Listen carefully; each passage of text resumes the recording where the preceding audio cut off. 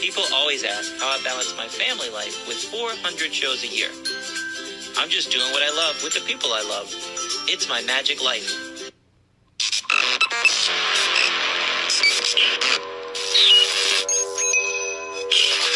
I like Wes Iseli. I like everything about him.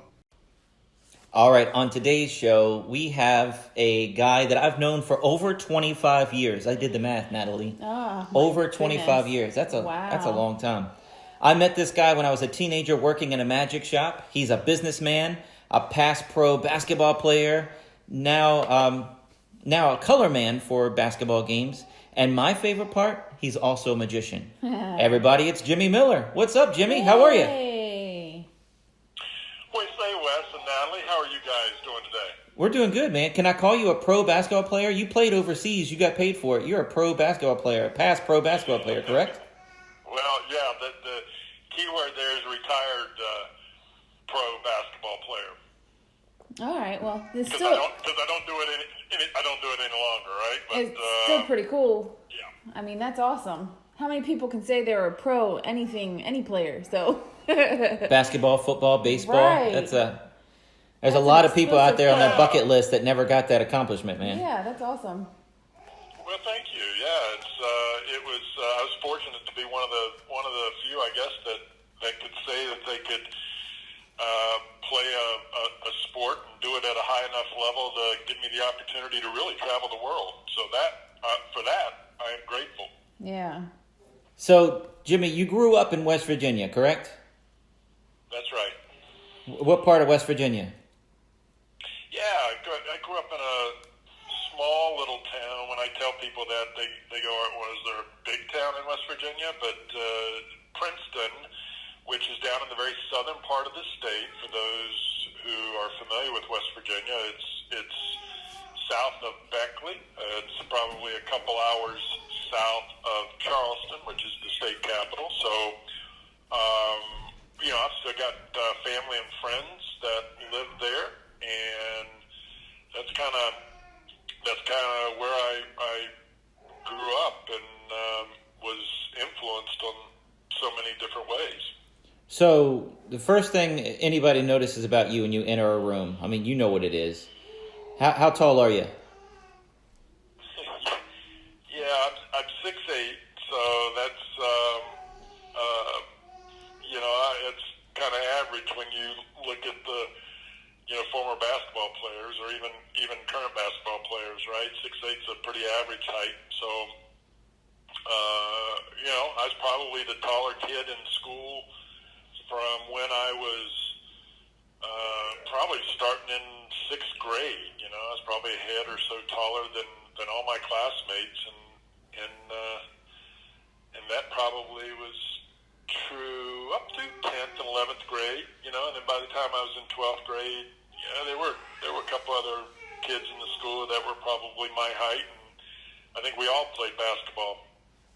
Wow. So, do you have anybody in your family that has that height, or you just hit the genetic lottery? Yeah, when you look at my side of the family, my mother is 6 feet tall. My sister's about 6 feet tall. So for women, that's a pretty good height. My mom's dad was 6'4", so that's probably where it came from. I never had the privilege to meet him, but in talking in conversations with my mother, he was like 6'4", so I'm gonna guess that's where it came from, and I look now how it's getting passed down. Both of my kids, I've got a 15-year-old son who's just shy of 6'5", and Wow. a 13-year-old daughter who is close to 5'11". So, Wow. but both, well, they got my physical genes of height. They both got my mom's or my wife's genes of intelligence. So they're both smart kids, and they definitely take after their mother. Now you know what your mom had to go through to just find tennis shoes for you. Oh, man, it was tough. I remember walking to school one day, Wes, and showed up in in school, and I was wearing one shoe, and teacher said, "Jim, it looks like you lost a shoe." And I said, "No, Miss Jones, I found one." So that was the joke growing up. And I say that kind of jokingly, but we grew up in very modest means. My story was such that my mother and father divorced when I was 8 years old, and so my mother really raised me and my older sister, living paycheck to paycheck, and just kind of surviving. We didn't have a lot, and so I learned early on kind of the concept of what that can or cannot do for you, and I knew as I got older I didn't want to have that for my family, and it kind of steered me. I don't want to jump ahead, but that's kind of steered me to the industry and the profession that I am currently in, and because I learned early on how money works, and it was less about how much money you had, but what you did with what you had, and how it would work for you, and the magic of compounding interest, right? Putting money to work. And so for a 20-year-old, if you could put just a little bit away and have that work for you for another 20 or 30 years, you'd be light years ahead of the 40-year-old who was just starting to save. And so I learned that concept early, Wes, of paying myself first, and now here, fast forward all these years later, have led me into the industry of I own and operate a financial planning and asset management company. We're based right here in Charlottesville, Virginia, and we've got clients all over the country, and basically we just help them have their money work for them in the most efficient manner possible. We manage risk, and we do it in the most cost-efficient and tax-efficient manner possible. And that's kind of what we do in helping people, and that has been very rewarding for me as a result. Now, we have people in 28 different countries listen to this, and they might pick up this podcast in 3-4 years from now. What is the rules and everything? Is it just America? Is it you cover the United States, or can you take money from all over the world? How does that work? Well, I can say without getting too complicated, we've got clients in many states around our country here in the United States. There are rules and regulations from our governing body, that's FINRA and the SEC, that allows it kind of really dictates the rules by which we have to play by. So there are some countries that we can do business in. There are many countries that we cannot do business in. But that's we adhere to that. There's no gray area there. Well, we follow that very, very carefully. If you're not in America and you want to have somebody take care of your money for you, call Jimmy. And if you're not in America, he'll let you know right away. He'll send you somewhere else. You have to find something else. So where you grew up in West Virginia, Natalie and I have done shows there, and I know I've texted you when we're on the road. Is this where you grew up? Where you grew up now, in my mind, I could be totally wrong. It seems like a really, how do you say, low income area of West Virginia. Was that correct back when you were growing up, and is that correct now? Yeah, Princeton. Was predominantly when I was growing up many years ago, right? That was kind of coal country, and so there were the coal business was much better then than it is today. But it was a very blue collar kind of town. It was a small town, but one thing that I'm proud of and that I learned early on was that West Virginians, they know how to work hard, and they're loyal, and that was really the case of the folks in the town that that I grew up in. I mean, I look back, man, some of those people had tremendous influences on my life at an early age, and many of them I still am in touch with today. And so I've tried as I've gotten older to let them know how much they meant to me. And kind of big picture, that's a representation of the entire state of their people throughout the state of West Virginia who have been very instrumental in the development of myself, and for that I'm extremely grateful. I'll never forget that. And that, the lesson there, the takeaway is, okay, how do I take that? What those people have helped me, how do I pass that on and try to help others? And so that's it's the pillar of servanthood, and that is the way to true greatness is through the service of others, whether it's your teammates, your classmates, or your school or your community, and so I try to live by that on a daily basis. Wow. I mean, we do Magic a Giving project, try to give back in a magical way and incorporating magic in it, but we've learned so much, seen so much. A week in the life of us could get mundane. It's not same old, it's different every day, but just outside looking in, you get up, pack your breakfast, get in the car, drive to a show, do the show, get back in the car, drive 6 hours home.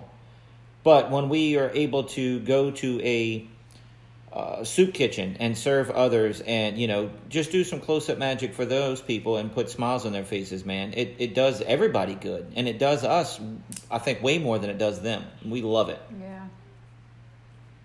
Yeah, I could say, I've you're kind of right here in my backyard, so I've got to watch you evolve and grow up, Wes, over the years. And I can say that observing you, there's no doubt you live that. And your involvement with the giving back projects and doing what you just described. It can be as little as putting a smile on someone's face to a much more meaningful gesture of providing food and clothing for an individual or family. And I know you gave a car away once,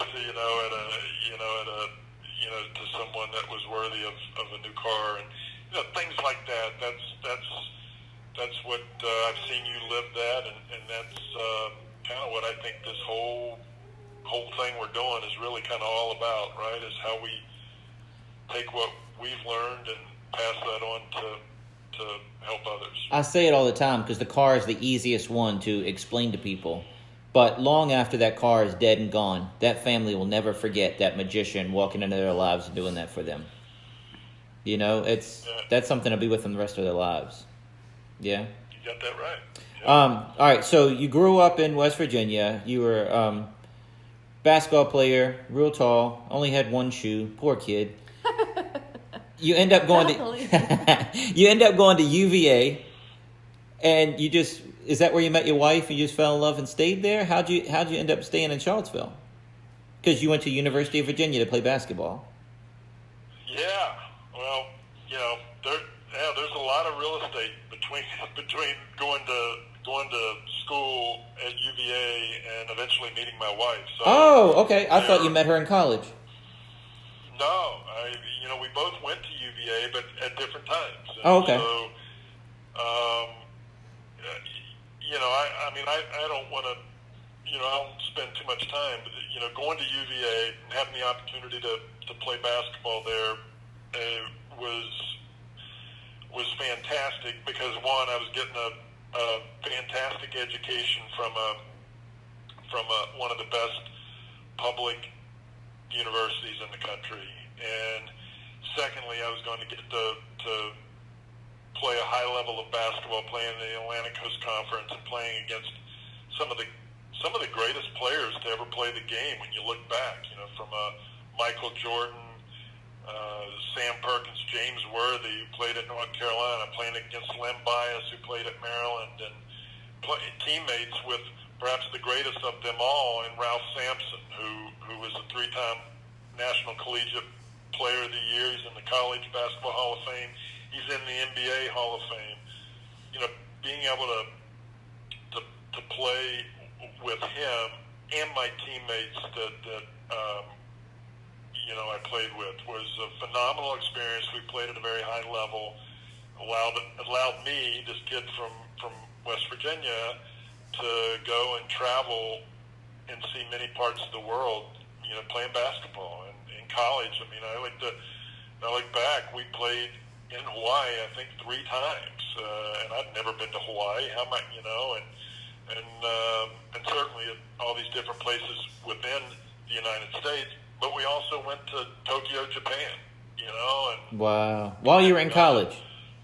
While we were in college, you wow. know, playing basketball, they invited us, and a large part of that was because of you know, our team and led by Ralph Sampson, and we were ranked number 1 or number 2 in the country for most of that time. So, you know, we were playing on national television, you know, every week, and because everybody wanted to see, you know, see us play, and so that was an awesome, fantastic. You know, I mean, I've got that with me for the rest of my life. To kind of fast forward, I was. All right, wait. Before you fast forward, I got to tell you my Ralph Sampson story real quick. I know I've told you, but I want to get on the podcast. My dad was 19, my mom was 14 when they got married. The only thing they could afford was like a small little house and, you know, back of Harrisonburg, and it was all, they were the only white people in the entire neighborhood, and Ralph Sampson lived down the street. So when I was growing up, I'm 8 years old. My brother, Ralph, comes to the house and visits my parents and gives my brother, who is 9 years older than me, a pair of his shoes and autographed them. And that made my brother a celebrity, man, because he had a pair of Ralph Sampson shoes that was as big as my arm. And yeah, that was a special thing for my family. Just like you, whenever you come over to my house, you have to duck going in doorways. I'm just in awe because I'm 5'5", and I'm like, "What are you doing, Jimmy? I'll be there in a minute." And he's ducking, going underneath every single room. I love you, Jimmy. It's so funny. But yeah, that's our Ralph Sampson story, and those big shoes, man. That, you know, my brother. I have pictures of me being, you know, probably 5 years old, 6 years old, wearing those big shoes, and it was just funny. It was Ralph Sampson was a big dude back then, so. That's awesome. Well, he's a big dude still today. Yeah. That's a good story. So after you left UVA, that's when you got professional? Yeah, drafted by the Utah Jazz in the NBA the same year Karl Malone came into the league. And for, you know, if you don't know who he is an NBA Hall of Famer. So he's a top 50 player, and so that is a long way of saying that Utah had to make a choice. Did they keep Karl or did they keep Jim Miller? And I think they made the right decision. They kept Karl, and so they cut me, and that's when that gave me the opportunity. Right when one door closes, another door opens, and they gave me the opportunity to go to Europe. And like so many players that get cut from the NBA, they go to Europe, and that was no different for me. And I can say that, you know, I lived in Vienna, Austria for a year. I lived in Spain, right outside of Madrid, for another year, and those were easily some of the most valuable experiences of my life, playing basketball abroad. I tell young people all the time that it was less about the basketball, but learning the culture, the way of life, the language, adapting to their lifestyle. And that wasn't always easy. I really make an emphasis of that because it's so easy for us to quit and go back to what we know and is of comfort. Right. And there were days that were very challenging because I couldn't communicate, and you get homesick, whatever, and you just kind of keep going day to day, and then all of a sudden it starts to click, and I really made a concerted effort of trying to learn the language, and when I did start to be able to navigate the towns, it was because they could see me reaching out, trying to be like them, and that's when they then in turn opened up their arms and were more accepting, and that just opened up my whole world, and none of that has anything to do with basketball, right? It was just the day-to-day stuff, and that I'll never ever forget, and I use that all the time in my day-to-day life now, is just the ability to adapt and whatever environment, and things aren't always peaches and cream, but you've been stretched like a rubber band, so you know how far you can go before you break, and then and you go a little bit farther, and it's like, oh, okay, the band didn't break, so now you've got a new, and it's all about just expanding your comfort zone, and so that was phenomenal. So you did that 2 years? Yeah, and then I came back. I was going to say, and then I came back to the States because I still had the goal of trying to play in the NBA, but I needed to be seen. I felt like, okay, for me to make it, because there are going to be 1,000 guys like myself who were good players, but you needed to be in the right place at the right time, be visible, and what's going to make you different than the other 1,000 guys that are just like you. So I came back and played what was then the old CBA, the Continental Basketball Association, and I did that for a couple of years. I joke. I mean, I tell people we played an NBA schedule where we were playing 3 times a week, but we did it in different, not NBA cities. We were playing in Rockford, Illinois. We were playing in Topeka, Kansas, Pensacola, Florida, Wichita Falls, Texas, Savannah, Georgia. That's where all these, Albany, New York, and so we'd fly into whatever airport, and then we would hop on a bus for 2 hours, to get to these towns.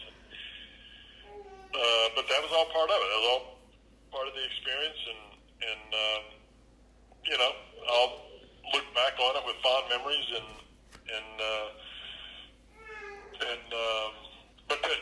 so fast forward, kind of, okay, when that came to an end, it's like, okay, what do you do next? What do I do next? Right? Basketball's been a big part of my life, and so I thought, well, I must get into coaching, and so I started to try to coach for a couple of years, and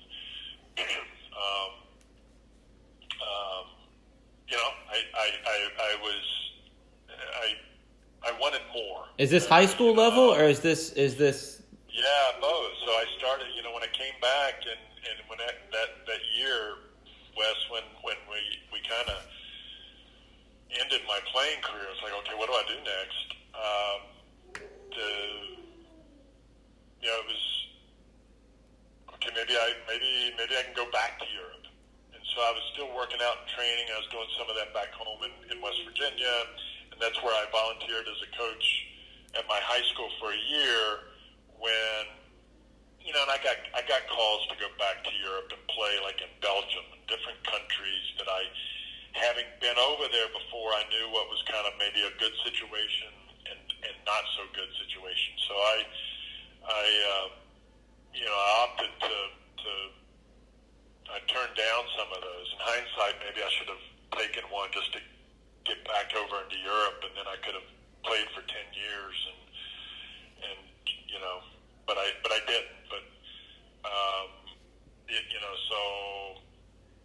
so then I got into coaching. I coached 1 year at my high school, and then I coached at Randolph-Macon College, right out north of Richmond in Ashland, Virginia, and did that for a year. And that's when I decided, you know what? Let me try to figure out what the next phase of my life is going to be.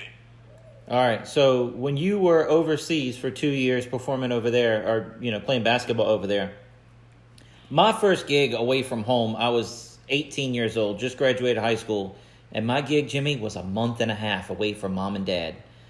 But back then, I mean, I'd pick up the phone and call. Yours was a decade earlier, I would guess.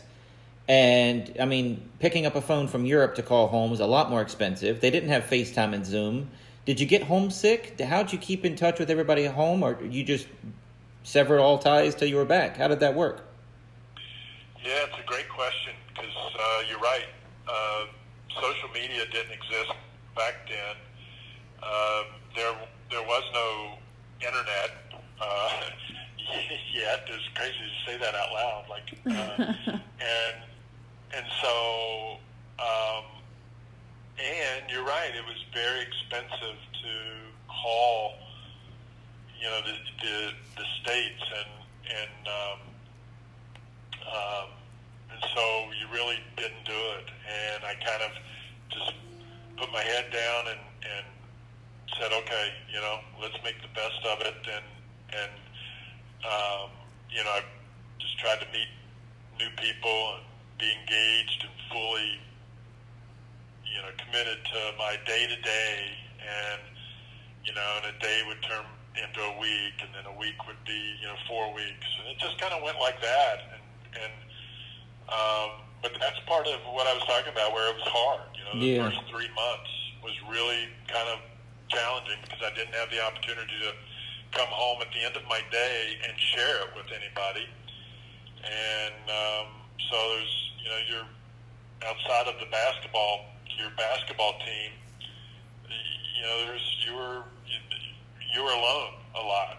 There was a lot of kind of alone time. But basketball, like Magic, it's universal. Hey, 3-pointer, 2-pointer, whatever. They know. Is everybody in your team English speaking, or were there people from all over the world to make up these teams? How did that work? Yeah, good question. The way the rule was, each country and each team on each country had the rule was you were allowed 2 foreigners per team, and so those foreigners usually consisted of American players. And then the rest were, when I lived in Vienna, they were all Austrians. And then there was me and one other American. And the same was true when I played in Spain. Everybody on the team were Spaniards, except for me and one other American. And most of those players, the Austrians, not all of them spoke English, but because Vienna was a very international city, many of those guys learned English as a second language at a young age, so they could. Less was the case in Spain, but I had taken I had taken Spanish rather in college, and so I had a little working background of that language. But that was the biggest barrier. You make a good point. Basketball is a universal language, so while I couldn't communicate fluently in either one of those languages, when we got on the basketball court, the same terminology applied. Pick and roll, rebound, pass, shoot, dribble, and so in basketball, something I'd played my whole life. Right. So it was just a game of instinct, right? You just go out and you play. And when the coach is asking you to do a drill, you have no idea what he's saying. But as soon as you see one of your friends do that drill, you know what they're doing, so you just follow. It makes total sense. You don't have to know the language. That's right. Yeah. That's right. Yeah. So I just learned something today. I never realized you played for the Jazz at all. You were picked and then you were let go? Did you play half a season? How did that work? No, I was there for a cup of coffee. Oh, geez. Oh, wow. I was going to go on eBay and find me a Jimmy Miller Jazz card, and I was going to get you to sign it. You won't find that. Well, I'll make it. There's a thing called Photoshop. I think you do that, and we might, that could be a collector's item, because it might be like the only one of its kind. Oh, wow. There you go. Well, With dude, an autograph, we're going to be rich. Right. I haven't bought the autograph yet. I like it. So at UVA, I always thought you won a championship at UVA. That wasn't a championship. That was a Final Four. Is that correct? Yeah. We won a lot of games and et cetera, but we we never won the national championship. Virginia as a team only did that in basketball, a couple of years ago, 2019. But when I played, we went to a Final Four and lost to Houston with Akeem Olajuwon in overtime. Wow. They went on to play against Georgetown, who Georgetown won, beat them to win the national championship that year. Wow. But you were there when UVA did win their championship a couple years ago. You were right there. I was right there, I've been very fortunate that for the last 4 years I've been the color analyst on the radio for the Virginia men's basketball team. So I've got to see great basketball up close from a different perspective now than that of a player, and part of that experience led to going to the Final Four and then winning the national championship. And that was, those guys were crazy good, and you need to be good, but you also had to have a little bit of luck, and they had their fair share of luck for all that to play out. They just had to do some amazing things, and pretty neat experience, yeah. So do any of these kids look up to you and ask you questions and ask for advice, or is it pretty much you come in, do your job, and go home? Do you get to hang out with them and tell them road stories and what they have to look forward to? I do get to travel with them. So during the season, fortunate that I get to actually travel the day before the game with them on the plane, and then we fly home, and so I get to see them up close and personal. But like they weren't even alive when I played, right? And so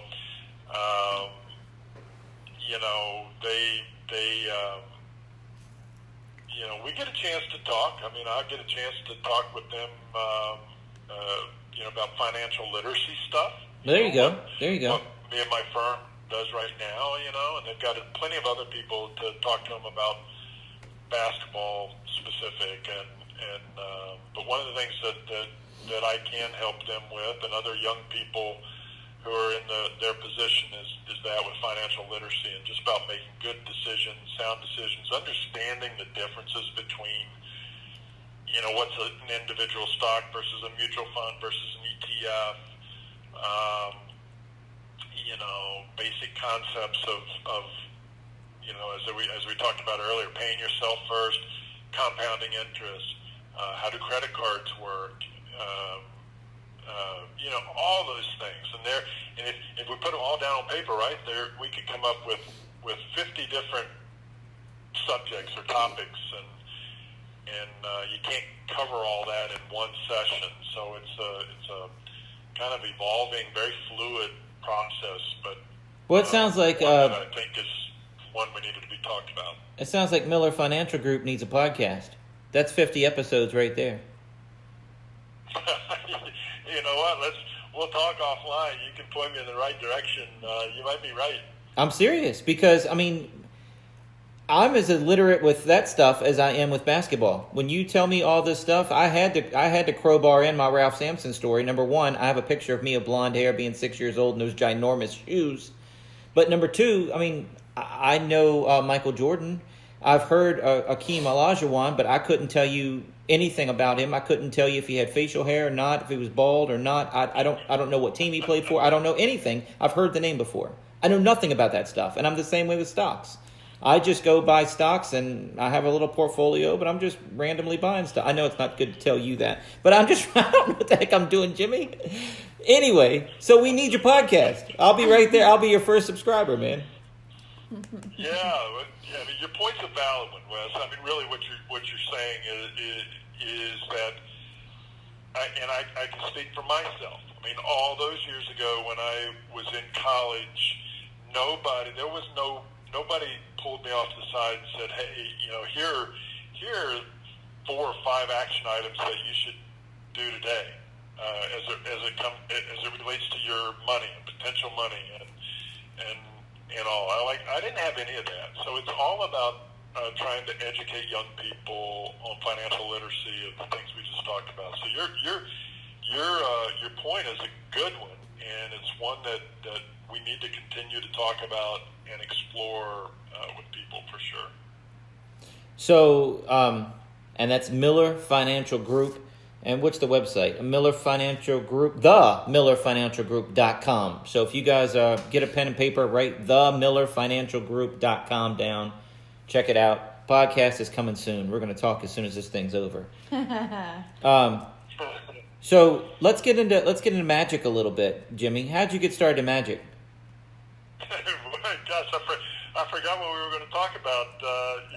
Well, do you want to talk? You can talk about more financial stuff, but you have a whole podcast coming out about that now. No. I mean, like that's the when I like the common thread that you and I have, right? It probably began around magic for sure. And yeah, I was Jimmy for 35 minutes here. I've been sitting here and my mouth's just open, and I don't know anything you're talking about. You're talking about playing basketball and drills and pick and roll, and now you're talking about financial stuff. I couldn't help you out in that conversation at all, but now you're talking about magic. Now I can join in, buddy. I am. I'm going to listen to you. All right, good. I've learned a ton from you. I have forgotten more magic probably than so many people. That's the sad part about it, But when I was a young person, I was probably 8, 9, or 10 years old when I first saw a magician perform back in Princeton, West Virginia at the local library, and I'm like, oh my gosh, look, and I went up to the guy afterwards. He's packing up the show, and everybody left except for me. I'm hanging around, and I didn't know what to say to the magician, but I walked up to him and I said, hi, I'm into magic too. And but it speaks to what you and Natalie and so many people in your positions do every day, right? When I was I was probably 8 years old, honestly, and like the next words that come out of his mouth could be really influential, and he could have that's great, and then been done with me, but he actually took the time as I was sitting there watching him pack his show, and he talked to me, and he just asked me questions. He engaged me. He says, "Here, have you seen this?" And he had a linking ring with a rope, and he made the rope, go on and off the ring, and then he taught me how to do it, and I was like, like in awe of this guy, and then when he finally packed up everything, and I've been to your shows, Wes, you got a lot to pack up, and props and different things, and he's got all his stuff, and so it takes a few minutes, and then he's like, well, I'm getting ready to leave. Do you have somebody coming to pick you up? And I'm like, well, no, I'll have to call my mother to come pick me up. And he says, well, do you live nearby? And I said, what kind of? And so long story short, he gave me a ride home, and I was so excited that the magician gave me a ride home after the show. And I took him in to introduce him to my mother. He did a trick for her, mind reading effect with the nail writer and on the back of his business card, and he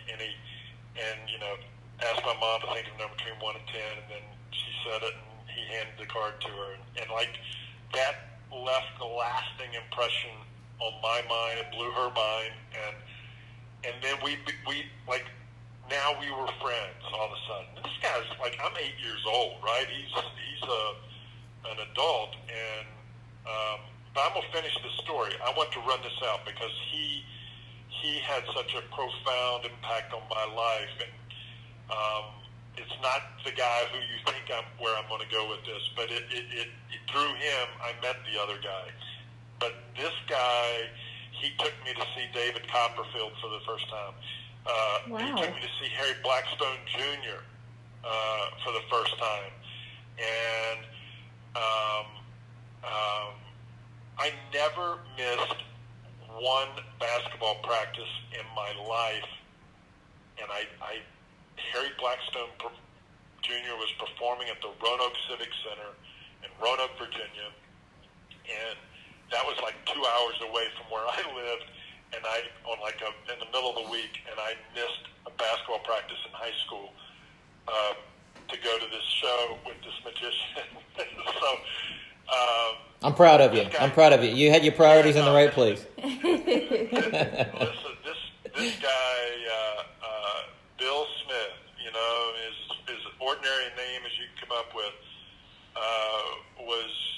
was the guy, and he took me to my first Magic Club meeting, and that was in Beckley, West Virginia. They didn't have a local chapter, so I had to travel to Beckley, and that's where I met Michael Lamar, who grew up in West Virginia, and and so forth and so on, and just the connections and the ties that were made through that initial encounter have been lifelong, and that really kind of started my passion for magic. I'll tie this up. When I was a kid, Wes, big on TV was the Marshall Brodeen TV Magic set, and I remember seeing that advertised, and I told my mom I wanted that for Christmas, and so at the age of 12, I opened it up. I was so excited. I got my first TV Magic set. She took a Polaroid picture of me holding the magic set, and I kept it forever. And then fast forward, however many years later, I went to the National IBM Magic Convention in New York City, and there was Marshall Brodeen. He was probably either giving a lecture or something, and I went up as an adult later, and I showed him this photo of me holding his magic set as a 12-year-old kid. We got a photo of that together, of which now I have all the three of those things kind of framed together in one frame in my house. That's so awesome. Which is kind of pretty cool. Yeah. And Marshall Brodeen was as classy a gentleman, meeting him all these years later, as you would hope, right? It's no different, Wes, when a young person meets you for the first time, how you interact and engage with them, and then they, they're going to come back to you when you're going to be 60, and they're going to show you a photo of the two of you together when they were a small child. That and he was as gracious then as I had hoped. So that was kind of my introduction to magic, if you will. And Jimmy, it's one of those things. People might have seen you at that game that inspired them to become a famous basketball player. I've had people tell me they became a magician, or they're a hobbyist now, or they've had a lifelong passion because they've seen my show and they talk to me afterwards. But dude, we do 400 shows a year. I don't remember that kid. I don't remember you. I don't remember that conversation. So every time you have a conversation, you have to be so in the moment, and you really have to focus on that, because that could change everything for them 20 years from now. So you want to be that. You want to have that story. You want to create that story 20 years from now, is what I'm trying to say. No, and your point is spot on, Wes. And I think the way to truly do that is through authenticity. You be yourself, and you treat everybody with respect. I think that's just the way it should be. So whenever somebody is, there are other times when you're not on your game, or your window is short and you got to go, and it might come across as one way. But boy, if you're intent, and you come from a good place, and you try to just pay everybody the same level of courtesy and respect that you would want upon yourself, that, and that's how you do it. That's how you live it. And you're going to have people come up to you. You might remember them, you might not. But that's the way you have and can continue to make an imprint on people's lives. I think it's just so important.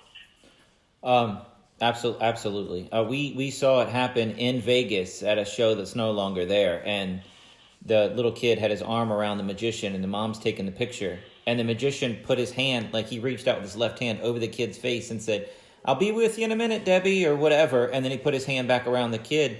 And the mom's like, "All right, well, you put your hand out when I took the picture. Can we do another one?" And the guy just took a deep breath. Fine. And you could just see all the energy. The light just faded from that little boy's eyes. I was like, his dream just ended. That was it. You saw his bubble pop live and in person, Jimmy. We were next in line. I wanted to cry for the little boy because he was. You saw. Did it really take that much time for you, sir, to take one extra click of a picture? It's not like it's olden days, you know. And that little boy was looking at him with just admiration, and he thought he was the best and everything else, and then he did that, and you just saw the light drain from his eyes, and it just killed me.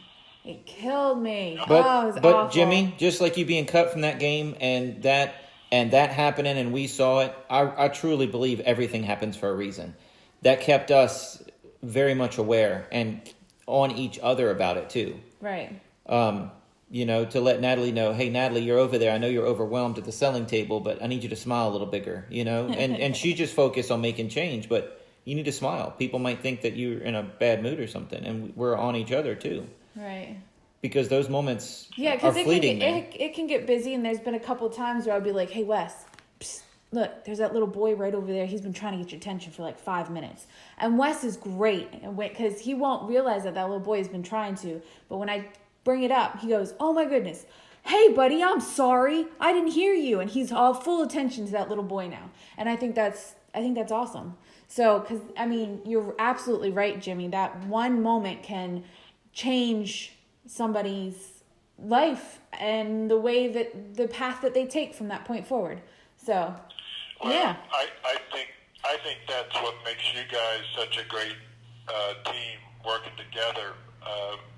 Because as much as it takes for Wes to go and interact with that, your ability, Natalie, to observe and pick up and read the room and read the body language, like that's a skill in and of itself. And identifying that moment to bring it to Wes's attention, who is knee deep in what he's doing right at that moment. Oh, well, thanks. That's a great compliment. That's a great compliment for the two of you, I think. Thank you. Yeah, and I mean, if you said his name was Bill Smith, if he had just sort of brushed you off, you might not have gotten into magic as much as you have. So, yeah. Dude, Jimmy, you know how crazy I am with magic. Can you imagine if somebody at 8 years old took me to see Copperfield and Blackstone and all this stuff? How much crazier deeper would I have been into magic, man?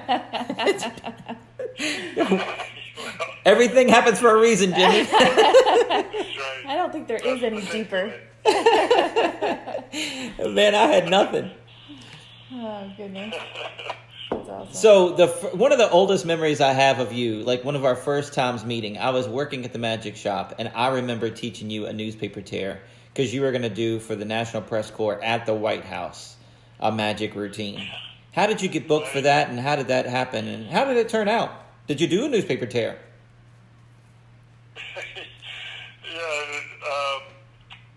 The way that happened, I was at another social event, and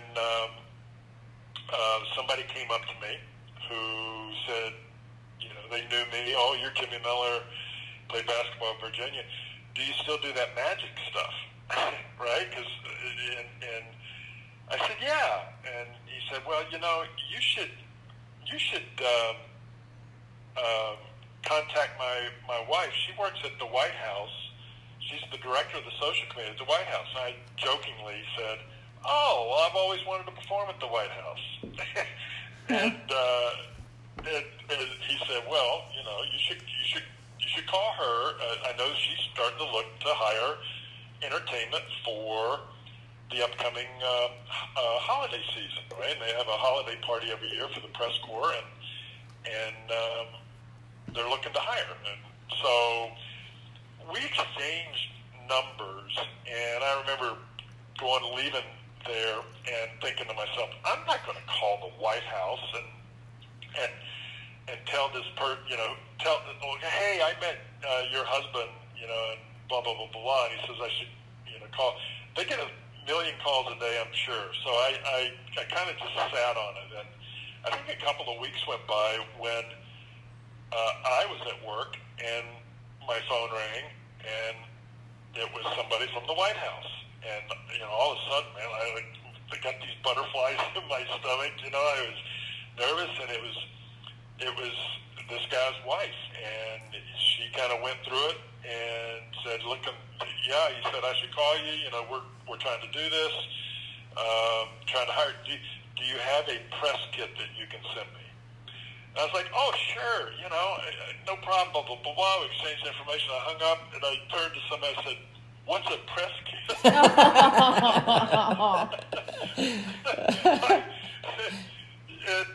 so it took me however long to kind of put together my version of a press kit and send it to her. And long story short, they came back and said, okay, yeah, here's the situation, and it was really kind of surreal, because they had to do a background check and all this stuff, and so then I really worked on like this. I thought it was going to be like strolling magic, right, and going kind of the way they worded it to me is going to be for a small, intimate group, and so I was preparing for that. And then, like 3 or 4 days before the event, I got a call and they said, "Well, we're switching things up, so it's going to be a little different." But And I said, "Well, what's that mean?" And they said, "Well, it's going to be for about 2,000 people." Oh, they're really switching it up. That's an intimate group of 2,000. It's going to be an intimate group of 2,000.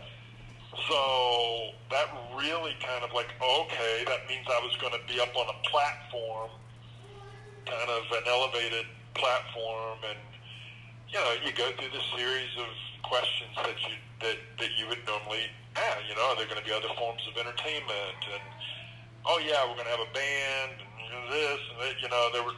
There were a lot of different performers that were ended up. So I can't remember exactly what my routine was, but I remember it being such a blur because I so rehearsed and choreographed every movement of what I was going to do in my routine, and so you'll appreciate this.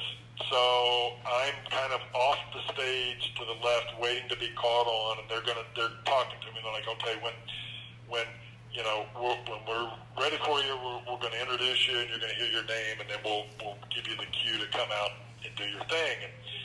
And just as my name was called, and I came out on the stage, then like this band started playing, and in walked the President of the United States. So it was Bill Clinton at the time. Wow. And it was like, because it was so fluid, they didn't know when he was going to be coming into the room, at what time. If and as a magician, you'll appreciate this. Like, okay, am I going to get close to him?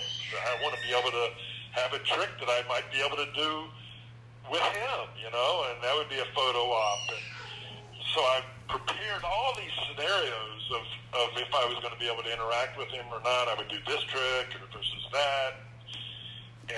And then I went out, and as soon as they called my name, I went out, and then this band started playing, and then in walks the President of the United States. And so I was very flustered, is probably a polite way of saying it, and then kind of things settled down, and then I think I came back out and did my routine, and like I said, it was such a blur, I can't even remember, but I'm sure I did that no-tear paper tear as one of my tricks. That's a great trick. That's a great trick. Well, yeah. And no video of that. No video footage, anything. No, unfortunately, I think there's a photo. I've got a photo of me up on that platform, but there was nobody else in the photo. So it's really just of me, and it's me. Like, I could have probably been anywhere. Yeah. Me at the White House. But you know it's you at the White House. That's what's important. Yeah. Wow. Well, dude, that was 55 minutes right there. No, so we're, yeah, man. You know how 5 minutes of magic. You know how I get obsessed with magic, and you, Jimmy's eyes is like a cartoon after he. It's like I don't know, like Bugs Bunny had too much coffee and his eyes are bloodshot and his hair is sticking on end. After he comes over to my house and I'm showing him this trick and this trick and this version of this trick and this trick and this trick. I think it's because you overwhelm him while he's here. And he's like, show him everything. He's like, what? He's like, all right, calm down, Wes. Calm down. Hold on. Let me write that one down. Oh, I know, right? I mean, that's the challenge. Like, okay, no, just give me one thing that I can learn and take away so that I can actually perform. And instead I see 20 things that are all fascinating and great, and then I don't practice any of them. But that's the thing. I don't know what you're going to like, so I want to show you a little bit of everything. We just got to do more of it. One of the things, I know Penn and Teller used to be known for doing this. I've never seen them do it. I've only heard legend, and I don't know if they do it anymore. But if a kid came up to them and said, hey, how does this trick look? They'd say, it's terrible, kid. Quit show business now. You need to leave. It's awful. And that sounds horrible, but their logic behind it was, life can be brutal, and if you're taking that one person's consideration, you don't have what it takes to go through the business. And think about what social media is nowadays, Jimmy. You post one thing, and you have 50 people telling you, you're fat, you're ugly, that trick is awful, your nails are dirty. They're not even commenting on the trick. They just want to be negative. And you have to have that thick skin to be in show business. And that's why I was wondering if those kids look up to you and talk to you, because I'm also a fan of looking up to older magicians. We just had a friend of ours die, Bobby Spencer. He wasn't a full-time magician, but he had a wealth of knowledge on magic, and he had a history of magic. Yeah. And he was very into it. And he had a passion for magic, man. And talking to him and learning stuff from him, in the magic community, a new trick that comes out has been regurgitated for the 37th incantation. And those older magicians can tell you the original and, that the original's better. This is just a knockoff. And if you're just jumping into magic and buying what's new and not talking to your elders and not talking to Jimmy Miller about playing against Michael Jordan in college, that they're missing so much in their basketball career. They're missing so much in their magic career not talking to these elders. And I don't know. Maybe that's just my 2 cents I want to leave the podcast with, Yeah. All good points. All right, there you go. Sorry, I got serious there because, daggone it, some of these people. The thing about these senior magicians is, I have an odd schedule, and when I'm able to talk to people, it's during the workday. Well, all of my friends are at work. Jimmy's at work. All my friends are at work. Jimmy texts me back when he gets a lunch break or in a minute, but I can call up, my senior friends and talk magic and talk about, this act that they saw, 30 years ago that I need to research. And yeah, it's just nice to have that feedback, man. So, dude, I wish you all the best. Thank you for doing this podcast, man. You're awesome. I love you, Jimmy. Well, you guys are great, man. Keep doing what you're doing. We all appreciate you. Well, stay on the line real fast. I'm going to do a couple plugs and then we'll wrap everything up. Check Jimmy out at the MillerFinancialGroup.com. On Facebook, Miller Financial Group. And on LinkedIn, look up Jim Miller. You're looking for a tall guy on there. You'll know when you see him. He's a good-looking dude. On tonight, on Jewel TV, they're airing episode 16 from season 2 called COVID Quarantine: The End. Yeah, we're not out of it, but it's the end of the season, and pretty much in Virginia, we're pretty much out of it. By the time next season airs, hopefully all this is behind us. Jewel TV is on Roku, Apple TV, Amazon Fire, the Jewel TV app, and tons of other places. It's in over 100 million households. All you have to do is look for it. And on August 7th at 6:30 p.m., we'll be performing our Illusion Show at Goochland County Parks and Recs. For tickets, go to goochlandva.us or call 804-556-5854. See you next week. Today's episode of the podcast is sponsored by Express Copy and Graphics. Mention promo code Wes Iseli to get 10% off. Their website is expresscopy.com. That's XPRESS-COPY.com. They do it all. Copies, banners, signs, vehicle wraps, promo items, practically anything you need printed, they can do it for you. These guys are great. Check them out. Check us out online at wesiseli.com and patreon.com/Wes_Iseli for behind-the-scenes videos, blooper videos, never-before-seen footage, discounts on merchandise, magic trick tutorials, and more. That's Wes Iseli, spelled Wesiseli.